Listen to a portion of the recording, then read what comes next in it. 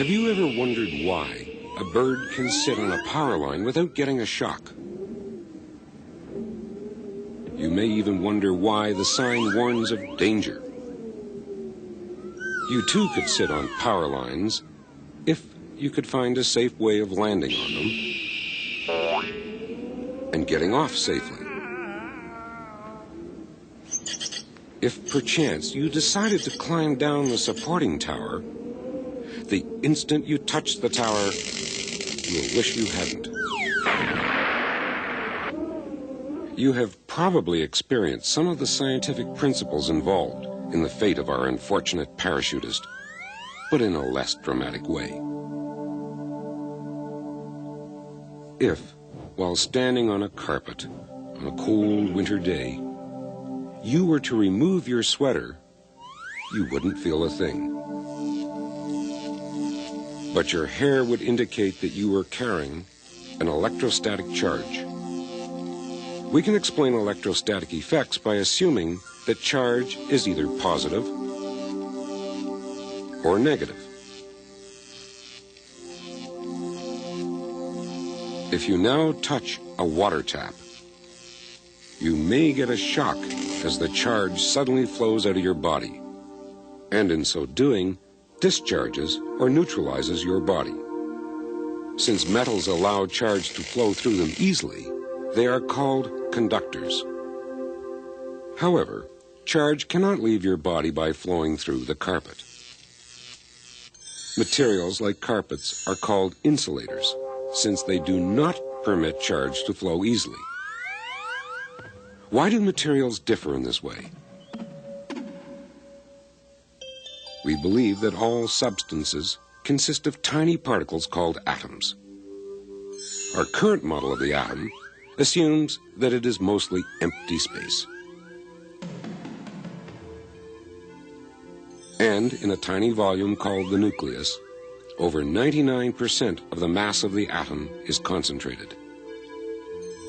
Further evidence suggests that the nucleus is made up of particles called protons, which are positively charged, and neutrons, which are neutral in charge. Neutrons and protons are almost identical in mass.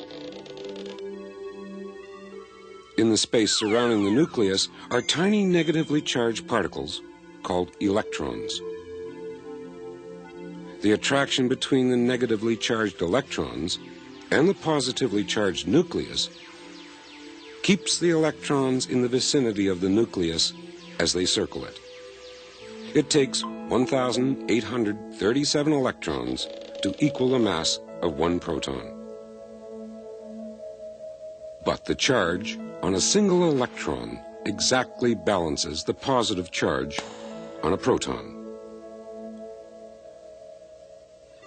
Electrons, which are farther away from the nucleus, experience a smaller force of attraction than those which are closer to it.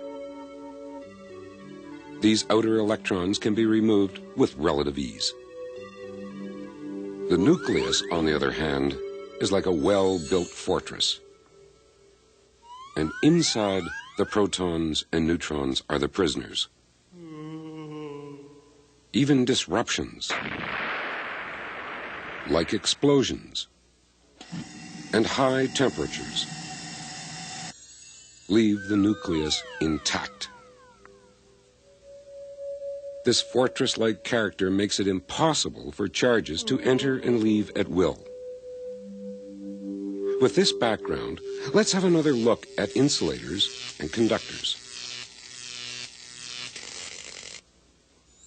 Remember our atomic model. A metal conductor is largely empty space. The nucleus of each copper atom contains 29 protons and 34 neutrons, and is surrounded by enough electrons to balance its positive charge. The outermost electron is very loosely held. It can therefore drift away until it comes under the influence of another nucleus. The atom now has one less electron than it has protons. Consequently, it is no longer neutral, but it has a positive charge. Atoms become ions when they become charged by gaining or losing electrons. Since all copper atoms have a loosely held outer electron, we can visualize a metal conductor like this. The nucleus and electrons near it are positive ions. Spread throughout the network of ions are loosely held electrons. Suppose we watch one of the electrons. Over a period of time, it appears to move throughout the volume of the metal. If we place a positive charge at one end of the metal object and a negative charge at the other end, the electron will be attracted to the positive charge and repelled by the negative charge. Accordingly, as the electron follows its random path, it gradually drifts towards the positive charge. The charges on either end also affect the nuclei in the metal. Remember, the protons making up the nucleus are not able to escape from it.